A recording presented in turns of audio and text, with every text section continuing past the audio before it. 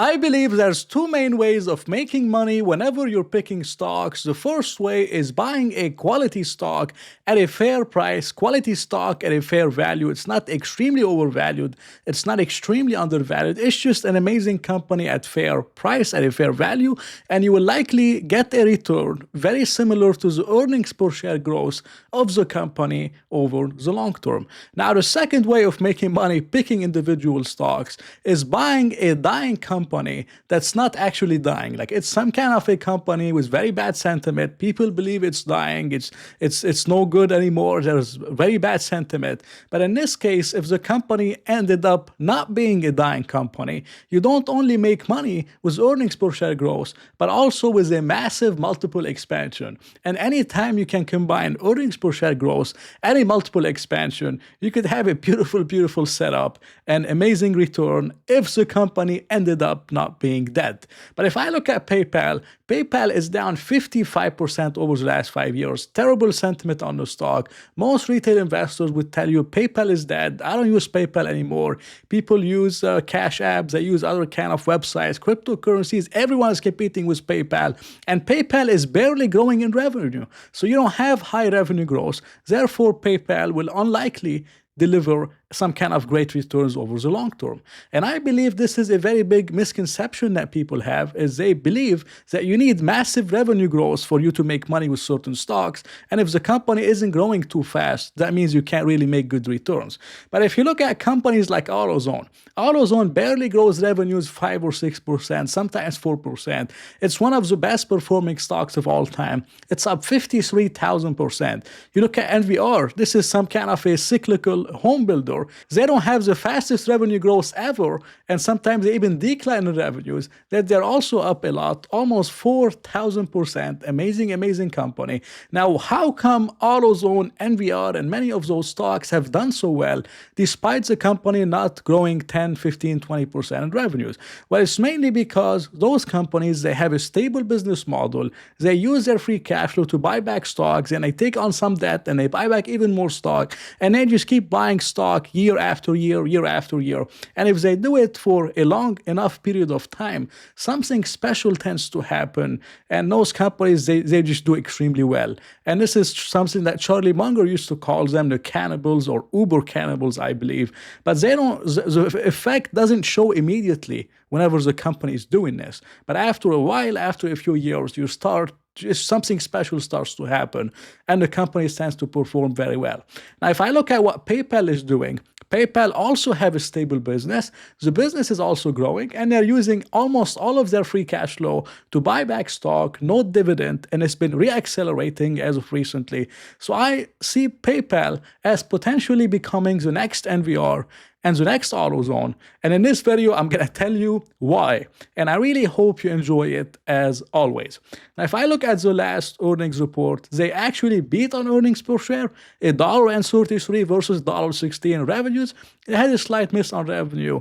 It wasn't really the best at all. Now, anytime you have a dying company, normally you see a decline in active accounts, decline in payment volume, decline in the usages of this website because people believe it's dead.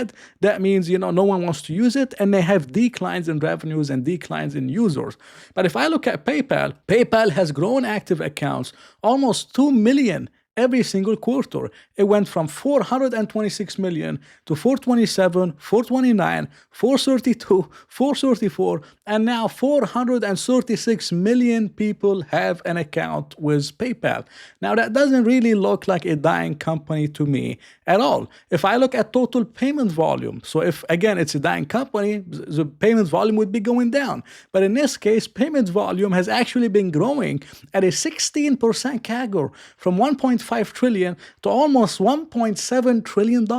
I am not seeing this dying company. And by the way, I'm using FinChat to show you those charts because I couldn't find any website that would show you total active accounts and all these kind of things. And if you want to check it out, they give you 2 weeks of free access if you use my link in the description. But if I look also at the last report, again, it wasn't really too bad. Transaction margin has expanded, payment volume has grown, everything looks really good. Revenue wasn't really the best for the quarter. Non-GAAP earnings per share up 23%. So the company is becoming more profitable. So I'm not really seeing this dying company. And it's not just about PayPal, but you also have Venmo. Venmo is still very popular, especially amongst younger users. Venmo is up around 10%. It now makes up 18% of total revenues. So Venmo is also a major one for PayPal. And this one is still growing double digits, which is amazing. If you look at their guidance, they did maintain their guidance. Now it's $6 to $7 billion of free cash flow. Last year it was $5 billion. Now it's $6 to $7 billion, which is amazing. And if I want to value PayPal, I'm going to take the free cash flow and take out $1 billion in stock-based compensation. Because last year, the company put up $1 billion in stock-based compensation. So if I take the $7 billion, I take $1 billion out, I end up with $6 billion after stock-based compensation, which would translate to a free cash flow yield of around 9.6% or almost a 10% free cash flow yield. So if I'm buying PayPal here and I get no revenue growth, I'm likely going to get an annual return of around 9 to 10%. The company could easily buy back 9 to 10% of shares every single year for the next 5 to 10 years if they don't have any revenue growth. Now, I have to remind you, Venmo is still growing 10% a year. PayPal in total is still growing. The company has grown last year around 6.8%. The year before that was 8.2. The year before that was 8.5. So if I'm buying a company at almost a 10% free cash flow yield, if they just grow 5% in revenues and free cash flow expands 5%, all margins, everything remains the same, I'm likely going to get a 15% annual return on PayPal or almost a double over the next 5 years. And this is excluding a multiple expansion. I mean, the average free cash flow yield on the stock was 5%.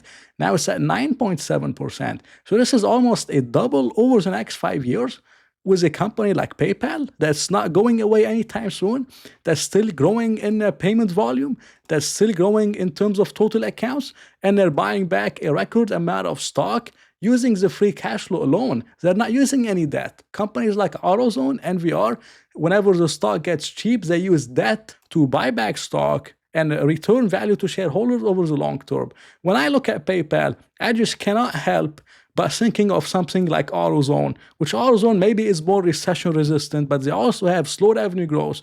They use the free cash flow and they use some debt to buy back stock every single year. The effect doesn't show up in the company and the stock right away. But after a few years, even Monish Pabrai talked about it, something very special tends to happen. So when I look at PayPal again, I'm still seeing an amazing setup on the stock, especially compared to other stocks in the markets that have gone up. The market has recovered again. So maybe a few weeks ago, PayPal wasn't as attractive relative to other opportunities like Amazon and others. But right now in this market, I think PayPal is actually looking very, very attractive, especially if they keep on growing payment volume, if they keep on growing total accounts. Now, if payment volumes, they start declining for 2 or 3 quarters, then you could maybe worry that PayPal could potentially be dead as the trend has reversed. But this hasn't happened so far, and it's been getting better every single quarter, and I like that very much. And that's just my opinion on PayPal and what I think about the company. Not financial advice. Hope you enjoyed it. If you did enjoy it, please press the like button and maybe consider subscribing. So I'll talk to you in another video.